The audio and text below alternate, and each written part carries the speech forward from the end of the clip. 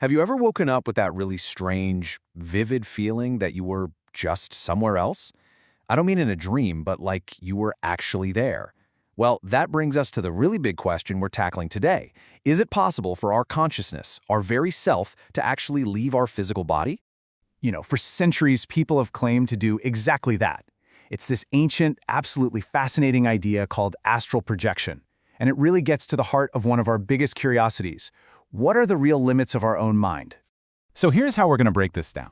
First, we're going to dive into the mystical side of things, the journey beyond the body, and this really important idea of a silver cord.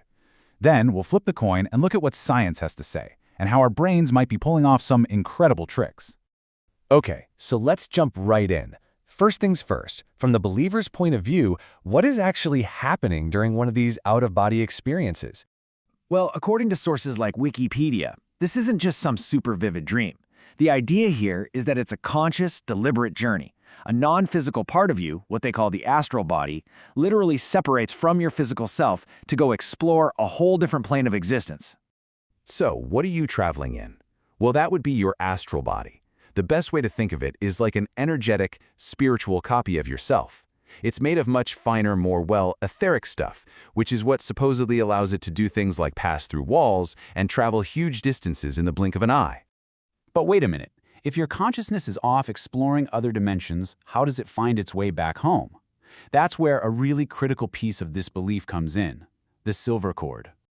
Imagine this cord as this shimmering, infinitely stretchy, and basically unbreakable energy tether. It's the ultimate lifeline, right? It connects your wandering astral self all the way back to your physical body, making sure that no matter how far you go, you always have a path back. And this right here, this highlights the #1 fear for anyone who believes in this. It's not about seeing something scary out there in the astral plane. The most terrifying thought is, what if that one single connection, what if it breaks?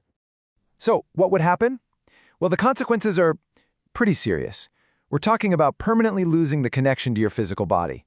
You could get lost or trapped out there. You might even face a very, very long time of being bodiless. It basically turns a round-trip journey into a one-way ticket to somewhere else. But let's assume everything goes fine. That silver cord is what reels you back in, guiding you safely back to your body. And what's really interesting is that when the traveler wakes up, the memory of this incredible, profound journey, it's often hazy and fragmented, kind of like when you're trying to piece together a normal dream. All right, so that's the mystical map of this whole experience. But now, we're going to switch gears completely and look at the scientific one. How does neuroscience try to explain these unbelievable claims of out-of-body travel? The starting point for science is just fundamentally different. As publications like Evrim Aji point out, in the world of mainstream science, there's no such thing as an astral body or a soul that can just pop out of your physical body. From that perspective, these ideas belong to mysticism, not biology. So, if your soul isn't traveling, what in the world is going on? Well, the leading scientific explanation is a phenomenon called lucid dreaming.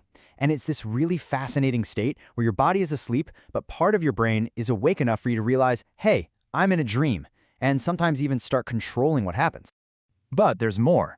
Check out how similar the physical feelings people report during astral projection are to a very real neurological condition called sleep paralysis. That feeling of floating or being totally unable to move, that pressure on your chest, these are all classic symptoms of your brain getting caught in that weird space between being asleep and being awake. And here's maybe the most compelling piece of the puzzle. Scientists have actually been able to create these out-of-body experiences in a lab. Seriously. By electrically stimulating a specific part of the brain, the temporal lobe, they can make a person feel like they're floating outside their own body. That really points to a neurological cause, right? So you have to ask, what's the hard proof? How many times has someone successfully astral projected into a controlled lab, seen a hidden object, and reported back what it was? Well, according to the sources, the number of scientifically verified cases is a big round zero. So here we are, with two totally different maps trying to describe the same, deeply profound human experience. On one side, you have this incredible journey of the soul, and on the other, you have a really complex, fascinating game being played by the brain.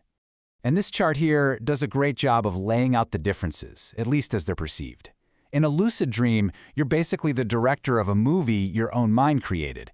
But in astral projection, the belief is that your mind is wide awake and you're just a visitor exploring a reality that's already there. Now, this is a really important point. The scientific view isn't calling people liars or saying they're crazy. It fully accepts that the feeling of leaving your body is incredibly, powerfully real. The debate isn't about whether the feeling is real, it's about where that feeling comes from. Is it an external event, a soul on a journey, or is it an internal one, a unique and powerful state of the brain?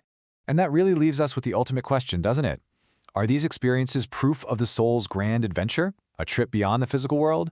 Or are we just getting a peek into the mind's deepest, most mysterious, and most powerful journey into itself? I guess the answer really depends on which map you decide to follow.